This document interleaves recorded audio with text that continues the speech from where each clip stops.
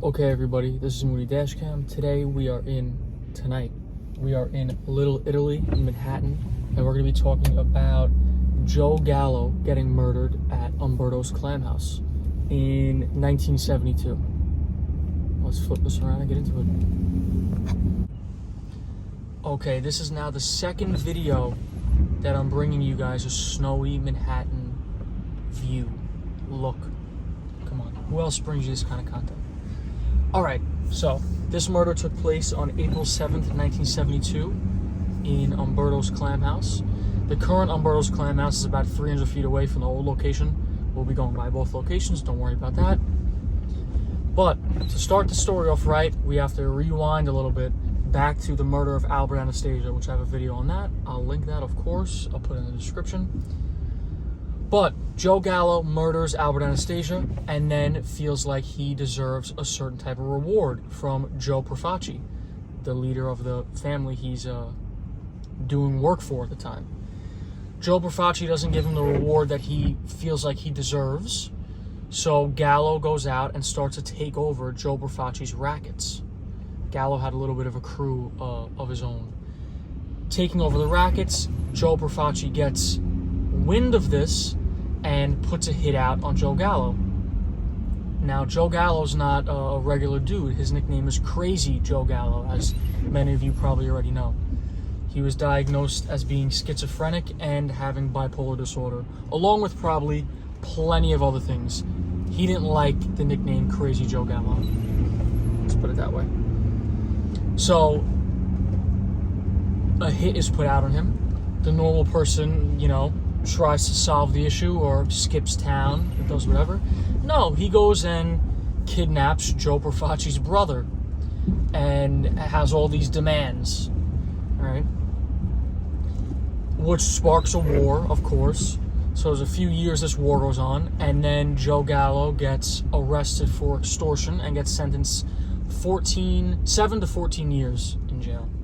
I believe he did 9. Someone correct me on that if I'm wrong. I might be wrong on that. During his time in prison, he hooked up with a lot of people in the black community, right? Gets out of prison. Now, this war isn't really over, He goes to prison. Someone kind of has to die for this war to be over. He doesn't forget about this, of course. Why would he? He's Crazy Joe Gallo. And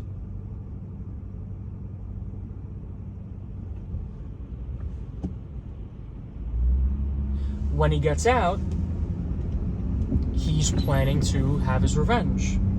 So June 28th, 1971, during his time in prison, it went from the Profaci family to the Colombo family, and the leader of the Colombo family is Joe Colombo. So Joe Colombo is doing a talk at Columbus Circle for Colombo's Civil Rights League, which grew to like 100,000 members.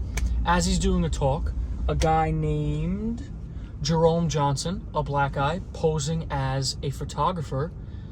Right before Joe Colombo gets on stage, he walks up, takes out a gun, point blank range, 3 bullets to the head. Then Jerome Johnson gets killed right there on the spot by what they think is a Colombo bodyguard, which I assume it probably was. Doesn't actually kill Joe Colombo, but puts him in a coma for the rest of his life. 7 years later, he dies. Paralyzes him and puts him in a coma. So, of course, that's pretty much killing the boss.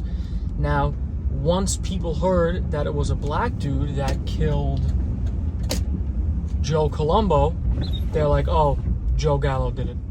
So, there's a hit out on Joe Gallo now, of course. Of course, there would be. There should be at this point. So, he doesn't care. He doesn't take the precautions that you would take if a whole entire crime family, is gunning for you. So, let's get to the night. After he's celebrating his 43rd birthday, after leaving the Copacabana, a commonly known mob hangout, celebrity hangout, seeing Don Rickles perform, they get to Umberto's. The times are a little iffy, probably around 4 a.m. It's his first time ever eating at Umberto's. They stay up until 6 a.m. He goes with his family. He has his wife there, his sisters, a bunch of people there. His bodyguard is there. Pete the Greek. Let's make fun of me for trying to pronounce this last name. Pete Diapolis? I didn't think I did too bad. He's sitting next to him. They both take a seat and they're facing the wall. Did I mention there's 9 other people in the restaurant at the time? Facing the wall, eating, you know, having some food, having a good time. And in comes through the side door, sneakily and silently, Carmine Diabasi. Diabasi? I'm butchering these names, guys. Nickname was Sonny. Comes in, 5'8", 210 pounds, big dude. Sneaks in the side, takes out a .38 pistol, and just starts opening fire. Now, some people say there were a lot of gunmen. Some stories say there was only one gunman. It's a little bit unclear what actually went down that night. And considering it was such a high-profile murder, you'd think there would be a little bit more of, I don't know, information on it. But back then, a lot of these guys did not talk to any type of authorities. We'll get to that in a minute here. So, start shooting. Gallo takes out his gun, starts shooting back. Pete the Greek takes out his gun, starts shooting back. There were other people in Gallo's crew that were shooting back. All in all, at the end of it, 4 guns were recovered and 20 bullets shot off. So Gallo flips a table trying to get some cover, gets hit a few times, gets away from his family, gets shot a few times, trying to maybe draw fire away from his family, which, that was a good guy. Joe Gallo, crazy Joe Gallo, good guy. So he gets hit a few times. He's stumbling out the front door as the gunman shoots out the door he came in, the little side door, and he's chased by one of Gallo's guys. Then Gallo is out the front, makes it to his Cadillac, and he collapses in the street. He collapsed on Hester Street, near Hester and Mulberry, right by his Cadillac. His Pete the Greek is over him, his bodyguard, and Mrs. Fiorello was over him also, screaming and crying that they killed my brother, blah, blah, blah. Not blah, blah, blah. You know, I apologize for that. And Pete the Greek also got shot. He got shot in the ass. There was a patrol car close by. Look at this traffic, by the way, at 7:50 on a Sunday night. But there's a patrol car close by that actually heard this go down. So they race over there. They see Joe Gallo laying in the street, throw him in the car, rush him to the hospital. He's pronounced dead at the hospital. They also take Pete the Greek to the hospital, and he says while he's getting his wound cleaned up and treated, he goes, "I don't want to give you a hard time, but I'm not going to give up any information." He didn't say where the shooting took place. He didn't even give them his name. That's how wild it was back then. I just missed the turn I had to make. Can you believe that? Can you believe that? I should really make a right here to make up for it. I need to make a right onto Mott Street, make another right onto Bayard Street, and another right onto Mulberry.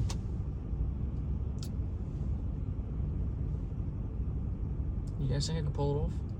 You guys think I can pull off a right here?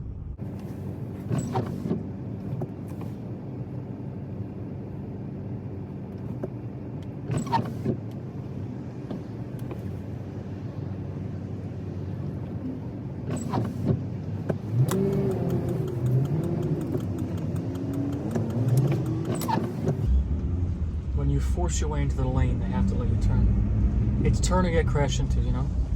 Oh, look at this lovely couple in the middle of the street. Okay, now we're in Chinatown. So, that's how quickly that flips from Little Italy to Chinatown.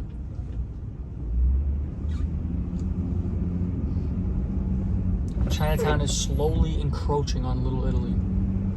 Over the years, Little Italy has shrunken and shrunken. Shrunken? Of course you can't make it right here. Why would they make anything easy in the city?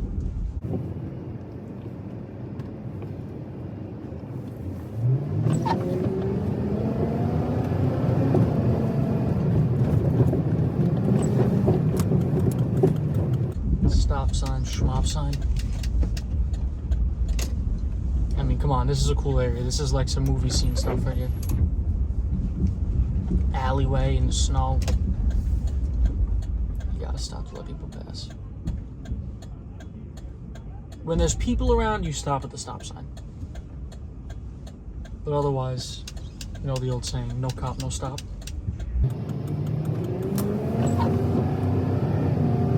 Alright, we're on Mulberry now. We're a couple blocks away.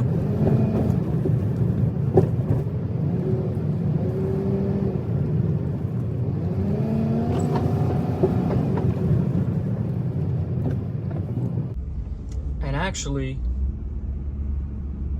we're like a half a mile away from the police headquarters in Manhattan. So this is a crazy place to pull off a hit. And they think there was just an open hit on Joe Gallo, and that's why Carmine did it. He thinks that people think that he just walked by and saw Joe Gallo in there, went and got maybe another guy, maybe not, and went in and did the hit. That guy has a story of his own. He's crazy. Apparently he terrorized Little Italy for years and years. Okay, we are pulling up now to the corner. This corner right here on the left. De Janeiro. I'm gonna pull up and get out, of course, to show you guys.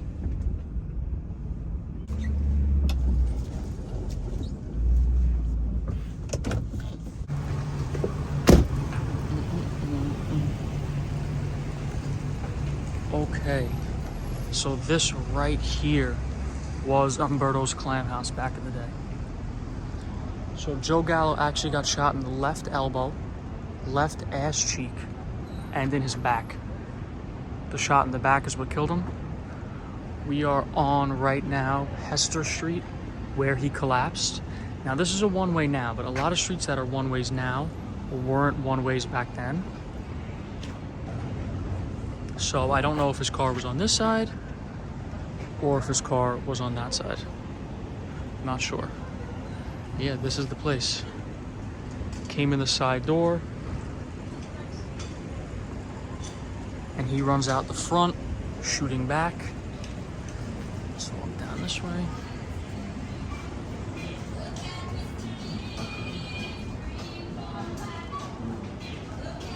How are you? Welcome. Trouser.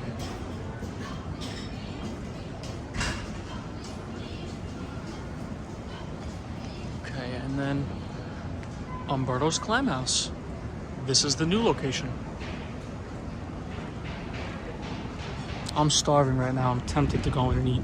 Oh, it's not even open? What a shame. What a shame that is.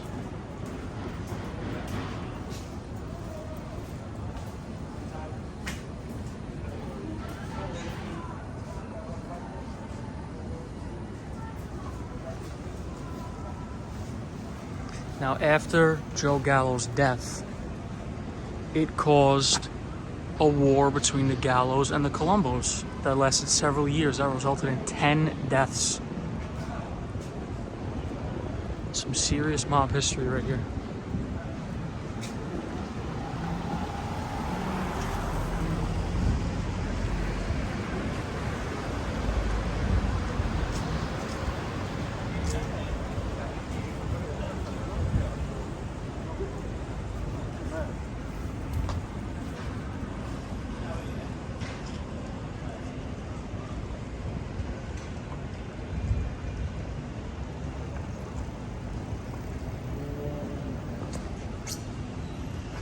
The corner where it all went down.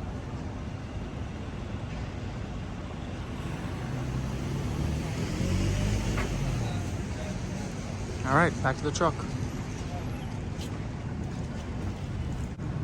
As always, say hi to the truck. Okay, that's pretty much everything I have to tell you about this incident. I do have footage of Joe Gallo in court. It's pretty cool footage of him talking and smoking a cigarette in court. Really nonchalant, like you tell where he got the name Crazy Joe Gallo. I'll add that in here, of course. I'll try and find out exactly what he was in court for at that moment. I'm sure he was in and out of court all the time. But yeah, see you guys in the next one. Hope you enjoyed. Kip started threatening me again. And finally, Mr. Gallo sent him out. What, again, that he was going to kill you? Well, he said, he didn't actually say that he would kill me in a restaurant, but he said they would find my body off the Belt Parkway, which was practically the same thing. And he kept saying that for everyone like him that was arrested or that was found, there would be 100 more like him. You mean if you turned him in? If I turned him in, there would be 100 more like him to take his place. That would get you if you Yes. turned his name over to anyone? Yes. It's known as a thug or a hoodlum. Is that the classification or category you'd come in?